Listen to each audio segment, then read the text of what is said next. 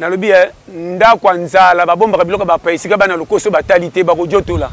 To na pays moko awa na kosote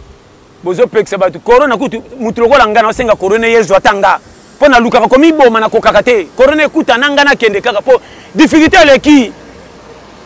Ko tambola to tambola katito zo seka makambe batamina mitema koleka ta makonga. Yo so mona mutazo tambola bo pese mbote papa koko il a saboté yote malo bata bien ça te pour 2 jours à mokata lali tia zo le kawana kai pava mutu na kati motala ko kufa do batu o mona yo mona mboka ni batu bazo seka lokwa baolela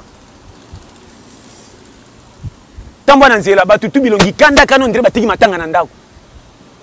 na kwa siko tuna mtuleri te moko na tali na tuna ndika papa excuse atali ndinga tala kinga na bika ezamika na d'abord on cause mana l'air eh oui attends ba c'est ça ko saka 9h pour méchant vieux le qui ma kamne so simba to tune na lei pour ça longo la monta ka bamba te kufa docteur o zamboka moko kwata